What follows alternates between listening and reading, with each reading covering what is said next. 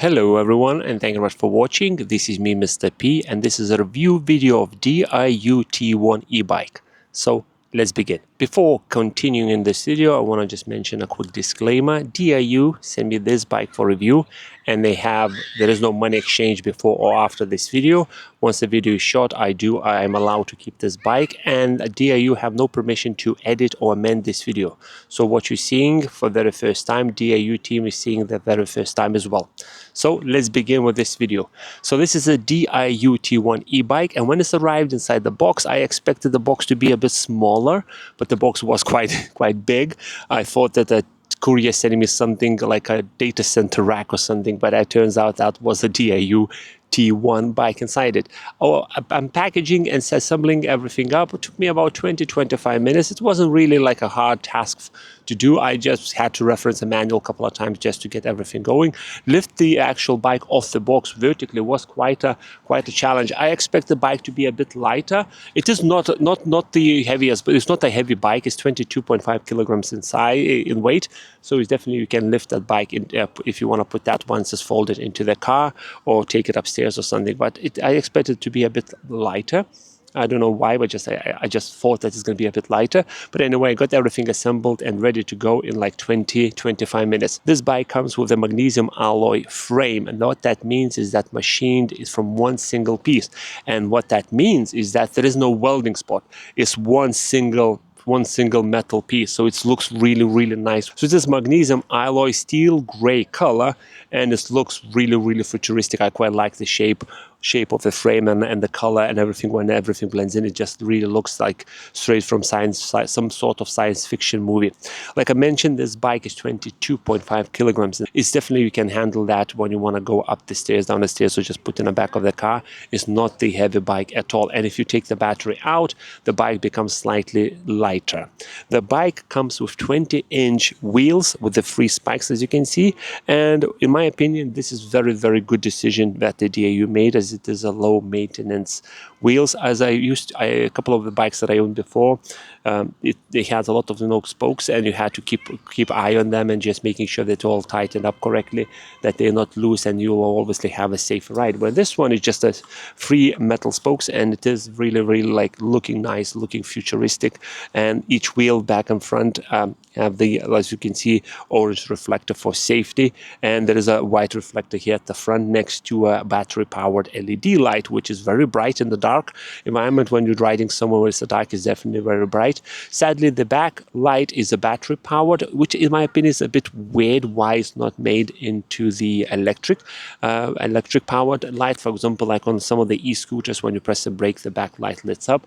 It's just weird that they haven't done that on this bike. But anyway, it's better this light than nothing. So it is battery powered. It has two functions. It just constantly lights up or blinking red, so it's up to you which one you choose. Just remember to turn it on before you're riding in the dark, or turn it off when you're done. Front wheel and a back wheel both have the disc brakes. And one thing I want to mention, if you will go with this bike and you want to start riding, here we go. I've been crashed by someone's dog. Okay, dogs run away. Let's continue. This is what happens when you're recording in a family park. It's quite a nice-ish day right now here in Wales, in Cardiff. And as you can see, just been attacked by the dog. Anyway, let's carry on. Right. So yeah, the discs. What I wanted to say about the disc is that as soon as you assemble the bike, don't go and start going and zooming all over the place, expecting that brakes will work straight away. As you need to do a bit of the wear and tear, slightly use them just a bit for about first hour or two. And once they've been worn out, the first layer, I would say, I hope this all makes sense, then they're going to become much better, and they will break much better. So yeah, be careful in the first 2 hours when you're riding this. Otherwise, the dog is attacking me again. Otherwise, it's going to be a bit of a struggle. Like, it's not going to work as you expected. The bike comes with a torque pedal assist motor, and what that means that once you start pedaling and you start pushing the pedals harder, the motor will kick in and will give you the same amount of power back. So once you're pedaling, let's say about 50-60% of the power, rest of the power will come from the pedals. So when you want to go up the hill, you just start pedaling a bit fast, and the motor will just gently will push you up the hill and just give you that extra power. Or if you want, you can add an optional acceleration button, the acceleration button here at the top. This is optional. You can add this to your bike or not. It comes disconnected inside the packaging, so it's up to you if you want to put that on or off. But if you will want, you can put that on the right hand side or left hand side. Manual is suggesting to put on the right hand side. In my opinion, I think I might move it to a left hand side. If you're gonna go and only use pedal assistant, the torque motor pedal assistant, it will take you. It will basically.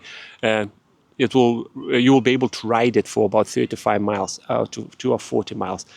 From my experience, from my use cases, and it depends on what kind of area you live. If there is a mountains, a lot of hilly places, but if it's just a almost flat kind of area, you definitely can go over 40 miles an hour, this is what I'm getting. Where I live is not a lot of like up steep hills, mountains, or the roads, so it's definitely I can reach over 40. But if you somewhere hilly or something, I think it's 35 miles will be reasonable distance for you to reach. Or if you constantly will use the acceleration or the throttle switch, it will take you 25-mile range. In my use cases, it was about 30. So it depends where do you live and how often you want to use throttle in combination with just a pedal assistant. This bike comes with Shimano 7-gear transmission, which is an amazing thing for the e-bike. And let me tell you why. Let's say you're riding and your battery died. Because this bike have 7 gears, you can switch to gear 1, 2, or 3, and you still carry on your journey. So without even the battery being plugged in, just forgot to take with you, you still can use this bike as a normal bike. And this is a huge feature, I think, of this bike, because it has the gears. I rode this bike a couple of times without even plugging the battery in. So it is an amazing thing. The downside with that, once the battery is not plugged in, there is a well where the battery is supposed to sit in. It is a light, dust, and water resistant. But when you take the battery out, inside the well, you will see a set of pins that connects to the battery. So you take the battery out and you use this as a normal bike. There is a chance if a light rain starts falling down or something, it might go inside there and damage the connectors. But yeah, without the battery and with this Shimano 7-gear transmission, you definitely can use this bike as a normal bike. This bike comes with 18650 lithium battery with this 10 amp 36 volts, and the bike have 250-watt motor. And to fully charge the battery is between 5 to 6 hours, which is, it is about that time range I'm getting when I need to fully charge this bike. One thing I want to mention is the pedals. You can fold them, so if you press the thing inside it and you basically pull it out, and you just get that one folded. One thing I don't like about this, when you rode over some wet gravel kind of road, everything gets splattered, so then you have to go, if you don't have gloves, when you have to go through mud and just get that one folded, which is not ideal thing. A couple of things about cable management. Overall, cable management is fantastic. Just a couple of places I had to add a couple of zip ties just to make everything work.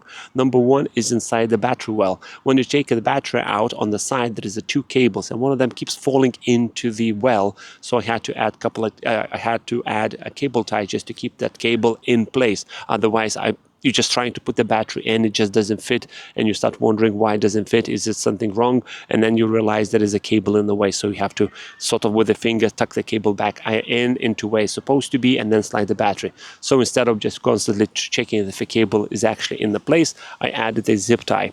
Another place where I added zip tie is inside the actual bend joint location, where you unfold the bike. There is a very a bulky connector that constantly gets jammed in when you're trying to fold the bike in or assemble the bike. So I had to put a couple of zip ties there as well, just to keep everything in place.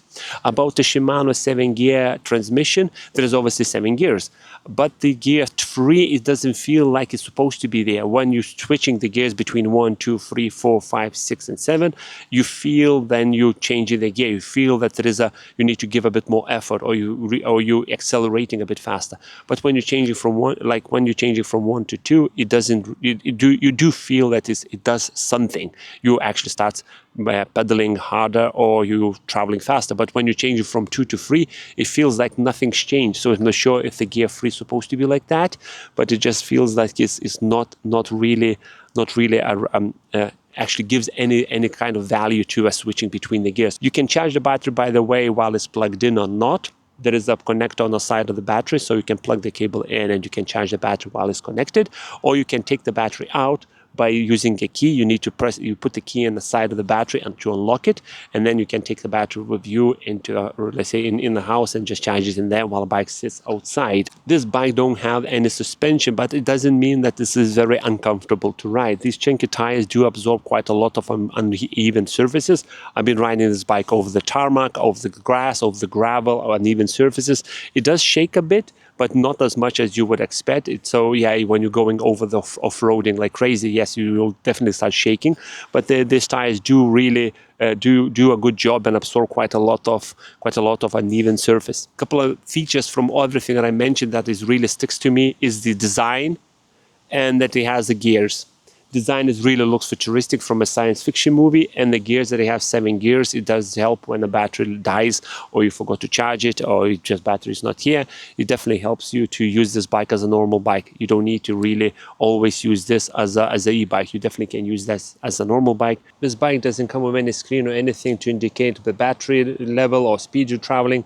Only one thing is 3 LED lights here. So if we press this button, for example, right now when it's on for 4 seconds, and if I release, as you can see, the LED is off. That means the motor is off, so it doesn't work. So I press the throttle button, the wheel doesn't spin.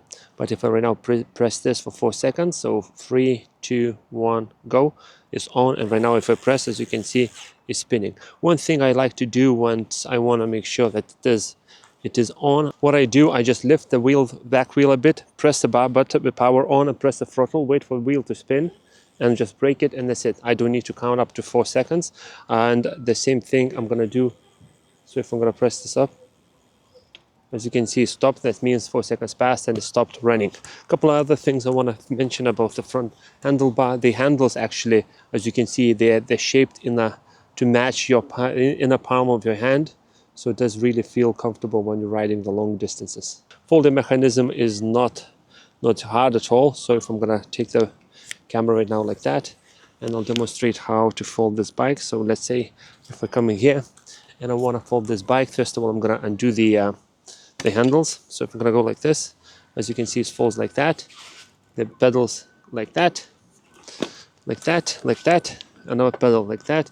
Then I need to undo the handle on the side, and that's it, and the bike folds like this, and it can easily be stored.